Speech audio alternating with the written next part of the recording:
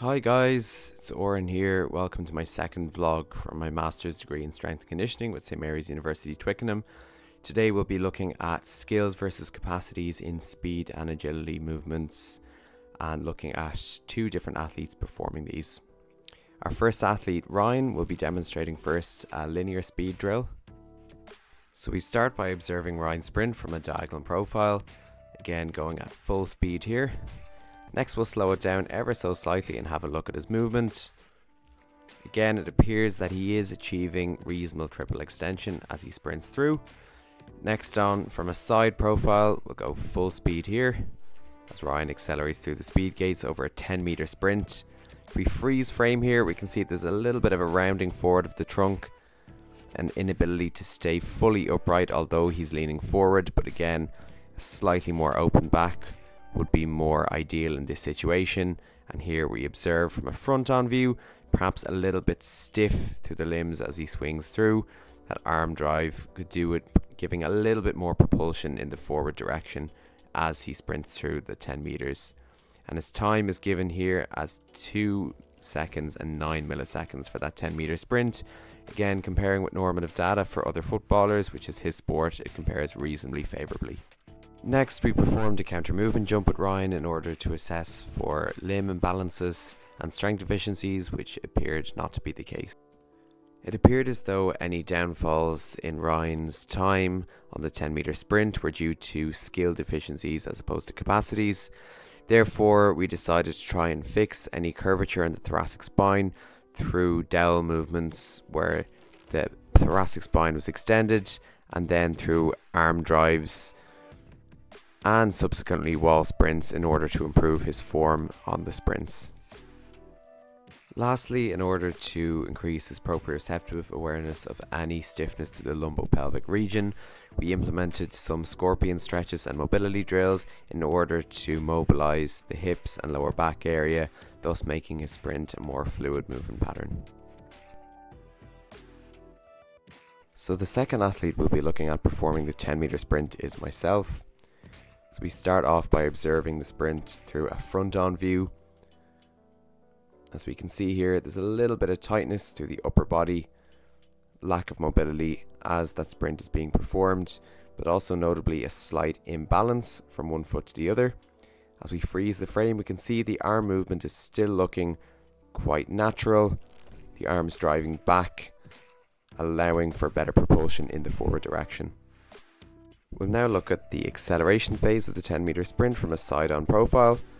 As we can see, a good starting position with a forward lean of the trunk, allowing our legs to propel our centre of gravity in the forward direction. Looking at the middle phase of the sprint, we can see flying top speed being achieved. And if we look at the postural stance as we go through, there's good positioning of the thoracic spine, staying upright, and good high knee drive.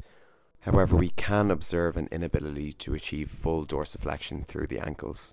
The total time taken was 1.82 seconds, which again compares favourably with normative data on footballer sprint times, as deduced by Nicolaitis et al. In 2016.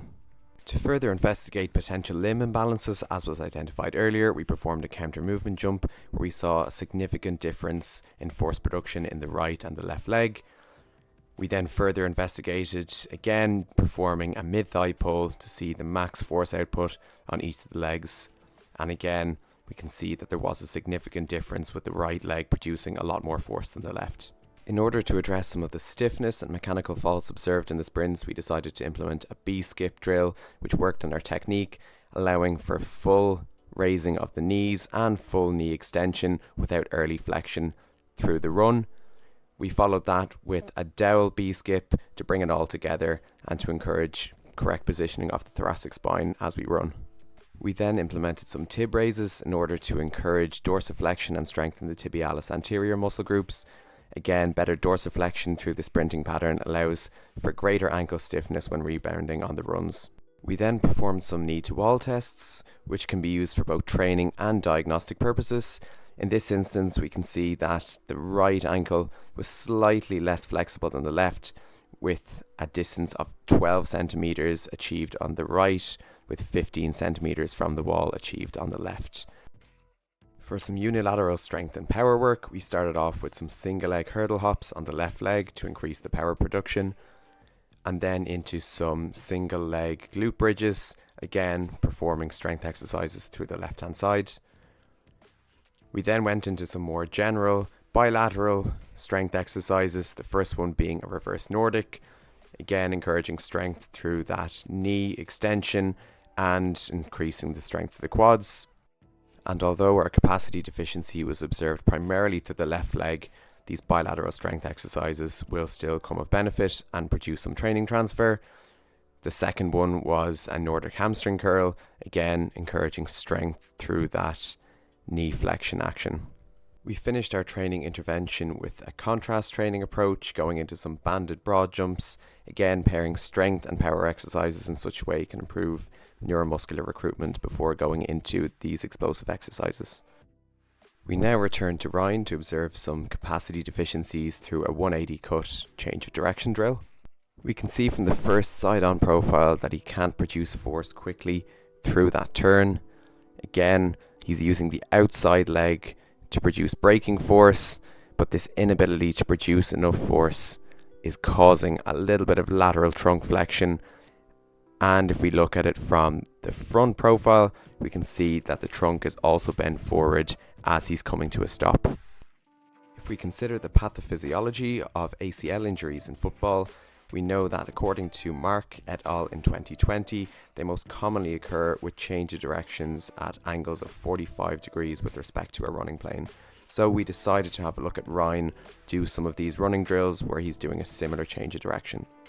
Similarly, an inability to produce force quickly with the outside leg and keeping correct trunk positioning for our centre of gravity to be in the right place are the main issues in play here.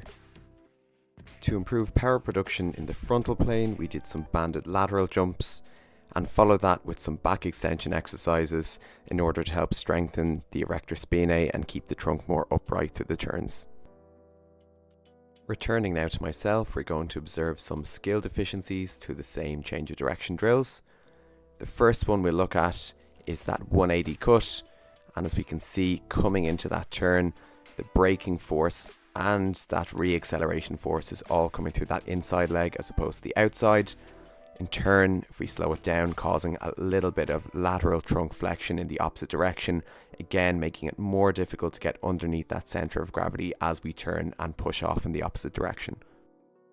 Looking at a 180 cut approached from the opposite direction, we can also observe significant shin adduction, making it more difficult to produce force through the lower extremities, and again perhaps an even more exaggerated lateral trunk flexion as we're going into that turn on this side.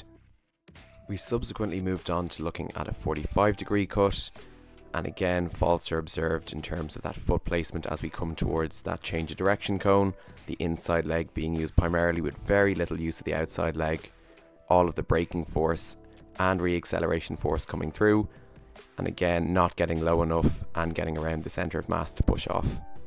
Looking at a 45-degree cut in the opposite direction, we can again observe similar skill deficiencies where both the braking and re-acceleration force is all being applied to the inside leg, leaving us a deficiency in terms of that force we can produce with the outside leg getting around that centre of gravity in the middle. In order to counteract this, we implemented a constraints-based coaching approach where we adjusted the environment, placing an additional cone outside of that change of direction cone. This in turn allowed us to have a visual cue to extend that outside leg in that false step, as it's commonly called, in order to get around the centre of mass and produce force in the right direction.